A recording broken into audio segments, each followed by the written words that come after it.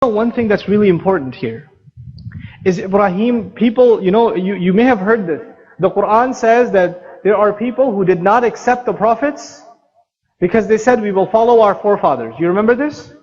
We will not accept the prophets because we follow our forefathers. So we don't have to do any thinking. All the thinking was already done by our ancestors. Whatever they did, they were older than us, they were wiser than us. So whatever they did must be the right thing. So why should we question it? Isn't that the thinking? And if you question what your parents did, or what your grandparents did, or what your great-grandparents did, then it's disrespectful. It's disrespectful. You shouldn't question what they did, you should just follow it. Ibrahim alayhi salam is actually, if you believe in Ibrahim alayhi salam, then you will never be this way. Because his entire life is about asking questions that gets him in trouble. He never stops questioning. Does he question his father? Yep. Does he question a king? قال ربي الذي يحيي ويميت قال أنا أحيي وأميت قال فإن الله يأتي بالشمس من المشرق فأتي بها من المغرب. He questioned the king. He questioned his father. He questioned his society. He asked questions that got him in trouble. Ibrahim alayhi salam will never accept an answer until you provide him evidence. Until you give reason, until it makes sense. Ibrahim alayhi salam is a pure thinker. He's a thinker. He will never take anything at face value. If you and I are the legacy of Ibrahim alayhi salam, then we can never be honored. We can never honor that legacy until we become people who do what? Who think. Who ask questions. Who never take things at face value. Who explore and explore and explore and explore and explore. Who never say, we do this because our parents did it. We do this because their parents did it. Whether you are Muslim or not Muslim, by the way. Whether you're Muslim or not Muslim. Everything you and I do, our definition of right and wrong, our definition of what we must do and what we must not do, what we accept and what we don't accept. أَدْعُو إِلَى اللَّهِ عَلَى بَصِيرَةٍ. I call to Allah with eyes open. That is the legacy of Ibrahim alayhi salam. Never accept anything with eyes closed. Think, think, think. Ask, ask, ask. If you don't understand something in the religion, ask people who know more. And when they give you an answer and you're not satisfied with their answer, you tell them, I am not satisfied with your answer. I need better understanding. You have not only the right to ask, you have the responsibility to ask. You have the responsibility to ask. And this is what we must pass down to our children. This is going to be my final point. It's not about Ibrahim alayhi salam. It's actually the conclusion of all of this. When the ummah stops thinking, and when the ummah stops passing down the legacy of thinking, then the worst thing happens to the ummah. The worst thing. Then the next generation is Muslim only because their parents were Muslim. That is the worst thing that can happen to the ummah. Because then, the only reason that a child should hold on to Islam is because his parents were expecting it.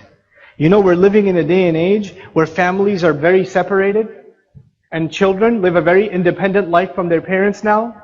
They go to college, they go to university, they get a job, they have their own life. Isn't that the case?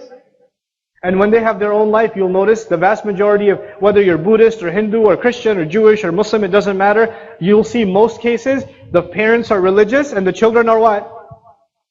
They're not religious. And they say, well, when I used to live with my parents, they used to take me to church every week.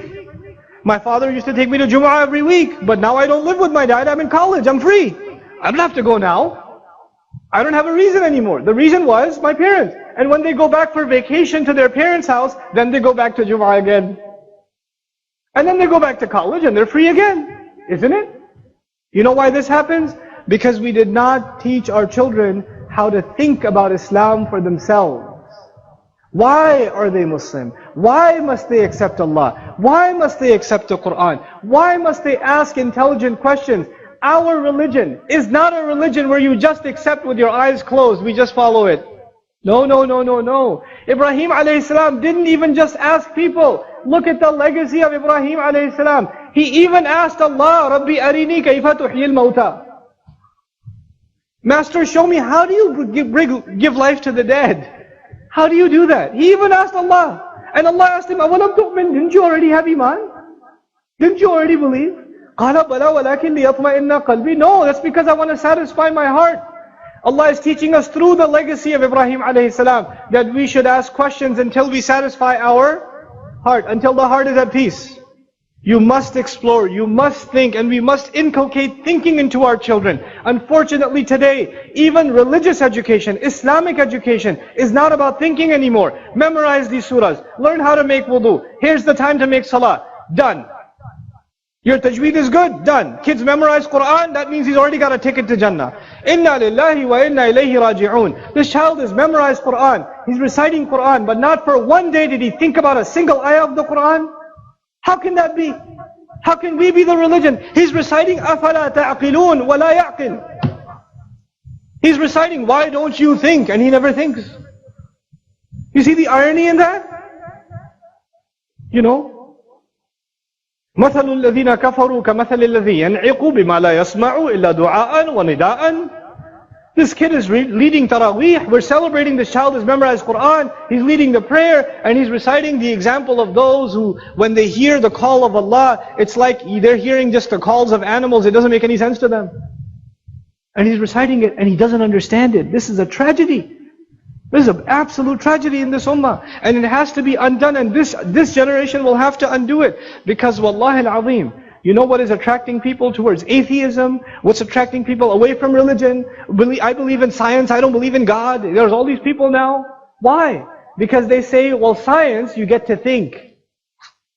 In philosophy, you get to think.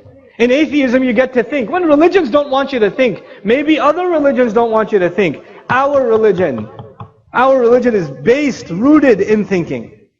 It's rooted in thinking. And that thinking, that critical questioning, that exploring, that is actually the legacy of who? Ibrahim alayhi salam.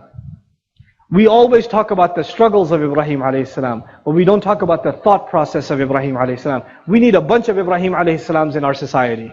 People who question. They don't just accept what's around them. He was the only one who asked the question.